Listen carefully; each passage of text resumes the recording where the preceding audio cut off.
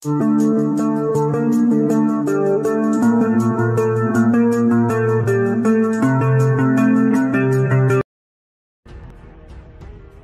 kasih sudah mengklik video ini ya. Di video kali ini, saya mau menceritakan film berjudul Interfate the Dragon yang dirilis tahun 2020 kemarin. Film ini merupakan remake dari film dengan judul yang sama yang dibuat tahun 1978, dibintangi Sammo Hung. Di film ini, kita akan menjumpai Donnie Yen sebagai pemeran utama.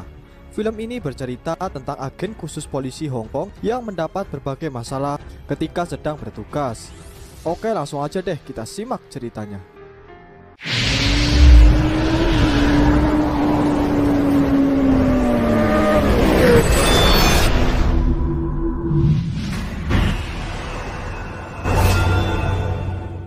Film dimulai ketika seorang petugas polisi Hong Kong bernama Zhu Fulong akan mengadakan foto resepsi pernikahan dengan calon istrinya, yaitu Chloe, seorang pemeran figuran di sebuah serial TV.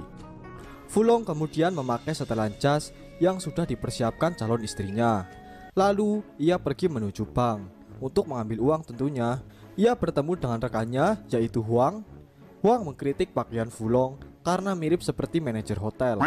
Fulong lalu masuk ke dalam bank, dan tak lama setelah ia masuk, datang lagi sebuah mobil dengan 4 orang di dalamnya.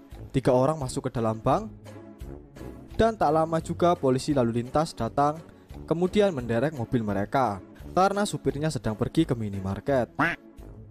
Zulong terus saja dimarahi calon istrinya karena belum juga datang.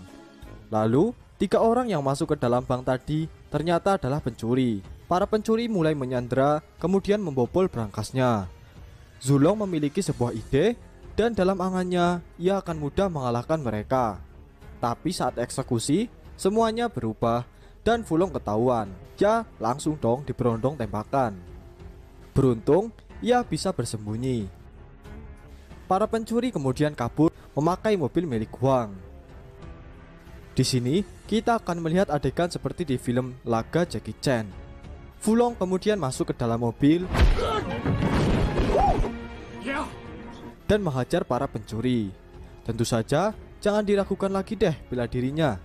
Tak lama, mobil ini pun berangkat kembali setelah sempat terhenti. Fulong menghajar satu persatu dan sampai membuat Huang juga terlempar keluar. Ketika sedang sibuknya berkelahi, malah tiba-tiba ada stasiun TV lokal yang mendekat dan menyiarkannya secara langsung. Haduh, ada-ada aja emang. Setelah mereka berpisah, lalu mobil yang ditumpangi Fulong ternyata menuju kantor polisi dan remnya blong, dan ia hampir saja menabrak pimpinannya sendiri. Setelah kejadian itu, ia diputuskan oleh calon istrinya karena tak datang saat acara pemotretan. Mereka pun bertengkar dan tak sengaja Fulong melukai Chloe. Tak hanya itu, keesokan paginya pangkatnya diturunkan. Ia bertugas di bagian barang bukti, sementara Huang yang jelas-jelas tidak membantu sama sekali, malah pangkatnya dinaikkan. Setelah kepergian Fulong, anak buahnya tampak bahagia karena tak harus mengikuti prinsip Fulong lagi yang terobsesi untuk memulihkan ketertiban semua orang. Pada suatu hari, saat ia sedang bersepeda, ia mengalami kecelakaan dan harus dirawat di rumah dan terus makan camilan. Setelah masuk kerja, ia terus makan camilan. Karena kerjanya yang juga santai, ia terus-terusan makan tanpa henti.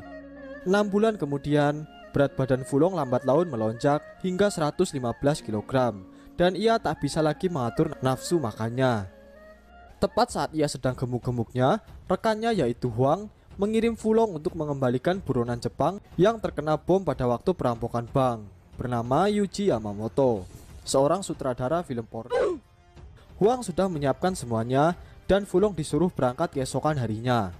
Dan keesokan harinya, Fulong mengantar Yuji Yamamoto, dan tak sengaja ia bertemu mantan tunangannya, yaitu Chloe, yang juga akan pergi ke Jepang untuk melakukan bisnis dengan orang Jepang bernama Takashi Shimakura. Setelah sampai di Tokyo, Fulong bertemu dengan inspektur polisi Jepang, yaitu Endo, dan penerjemahnya bernama Maggie. Di tengah perjalanan menuju kantor polisi, mereka berhenti di toilet dan ternyata Inspektur Endo ingin membunuh Yuji. Tapi akhirnya Yuji berhasil kabur tanpa memakai celana. Inspektur Endo kemudian mengejarnya, meninggalkan Fulong dan Maggie. Setelah itu, Fulong memberitahukan kejadian ini ke Huang, dan sudah jelas, ia langsung disemprot. Tak lama, Inspektur Endo tiba-tiba datang dan memberitahu bahwa Yuji telah hilang. Huang kemudian meminta rekannya di Tokyo yaitu Xiaosha untuk membantu Fulong. Xiaosha lalu mengajak Fulong ke rumahnya yang juga mempunyai bisnis restoran. Setelah sampai di rumah Xiaosha, Fulong lalu izin ke toilet. Di malam itu, ada beberapa anggota geng Yakuza mendatangi restoran untuk menagih uang keamanan.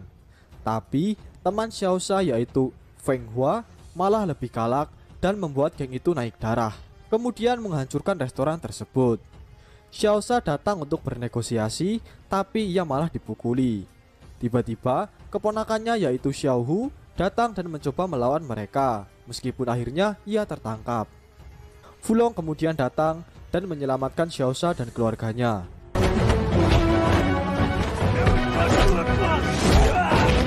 Adegan laga seperti di film Jackie Chan akan banyak kita temui, di mana Fulong dengan lihainya berlari menghindar dari kejaran geng Yakuza, lompat dari bangunan ke bangunan sembari melawan para geng.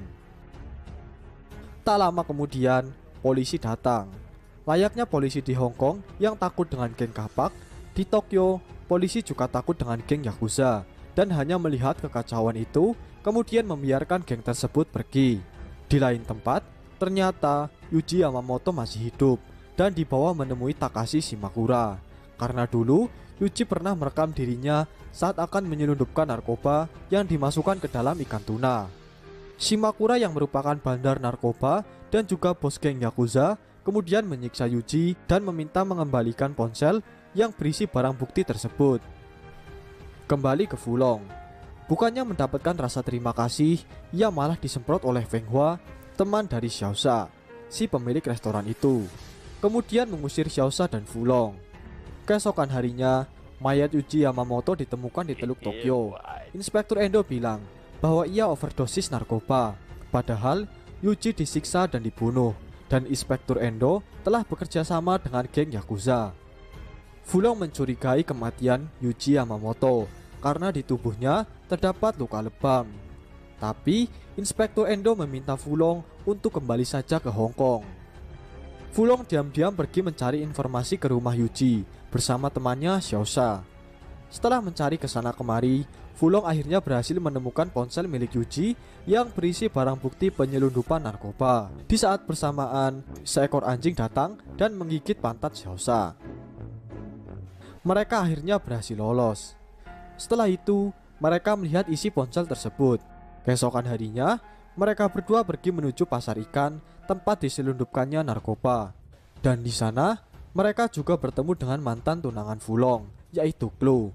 Kemudian Fulong dan Xiaosha berpencar, dan Xiaosha membuka sendiri ikan tuna itu, dan benar saja ikan tuna tersebut berisi narkoba yang siap diselundupkan.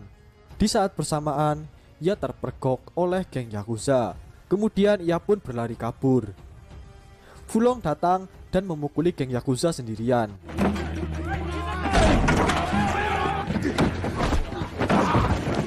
Pokoknya, adegan laga 11-12 deh, mirip seperti film Jackie Chan. Fulong dan Xiaosha berhasil lolos dan mengganggu acara pembukaan bisnis Chloe dan Shimakura. Walaupun Fulong sudah memberitahu kebenarannya, Chloe tetap tidak percaya. Kemudian mengusir Fulong dan Xiaosha. Tak lama kemudian, polisi pun datang dan jelas saja dong, Inspektur Endo bekerja sama dengan Yakuza. Kemudian malah membawa Fulong dan Xiaosha ke kantor polisi dan akan menuntut mereka.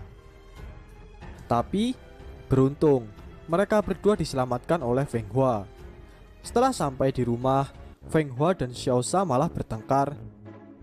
Dan bisa ditebak dong, Fulong datang kemudian menjadi pakar cinta, padahal sendirinya gagal dalam percintaan. Fulong kemudian pergi menemui Chloe untuk mengajaknya makan bersama dan mempererat hubungan mereka kembali setelah berbulan-bulan renggang. Pada saat makan bersama, tiba-tiba terjadi gempa. Tahu sendirilah, Jepang sudah terbiasa dengan gempa. dan insting polisi Fulong keluar dan mengecek semua pengunjung di sana apakah ada yang terluka. Karena hal ini, Clue menolak ajakan Fulong untuk balikan, karena Fu lebih cocok melanjutkan menjadi polisi daripada harus mengundurkan diri demi dirinya. Keesokan paginya, Shimakura menemui kakeknya yang merupakan pemegang semua bisnis narkoba di Tokyo dan meminta kakeknya untuk menandatangani surat persetujuan bahwa pasar ikan akan menjadi wilayahnya. Tapi kakeknya menolak dan malah menghinanya dengan menggambar babi. Takashi yang marah kemudian memukuli pengawal kakeknya sekaligus membunuh kakeknya sendiri. Di saat bersamaan, tiba-tiba Clue datang dan melihat pembunuhan itu. Takashi lalu menangkap Clue. Di lain tempat, Xiaosa melihat isi video di ponsel milik Yuji. Kemudian ia menghubungi Fulong untuk cepat datang ke sana. Tak lama setelah Xiaosa menghubungi Fulong, beberapa anggota Yakuza datang dan mencari Xiaosa. Anggota Yakuza dan Xiaosa sekaligus Feng Hua terlibat kejar-kejaran. Xiaosa mencoba melawan mereka, tapi tak ada gunanya. Ia malah dipukuli dan hampir terbunuh. Sebelum akhirnya, Fulong datang dan menghajar anggota Yakuza sendirian. Setelah meloncat ke sana kemari dan terus menghindar, ia akhirnya berhasil lolos. Tapi polisi datang. Di bawah komando Inspektur Endo yang bekerja sama dengan Yakuza, kemudian meminta semua anggota Yakuza untuk pergi dari lokasi dan malah meminta menangkap Fulong. Tapi Fulong berhasil bersembunyi. Dan tak lama, Inspektur Endo menemui ajalnya. Ia tertabrak mobil karena mengejar Maggie. Setelah itu, Fulong mendapat panggilan dari Shimakura untuk menyerahkan ponsel Yuji menemuinya di menara Tokyo jika ia ingin Clue selamat. Fulong langsung menuju ke restoran di menara Tokyo dan melihat Clue disandra. Ia pun langsung memukuli anggota Yakuza, kemudian bertarung dengan Shimakura.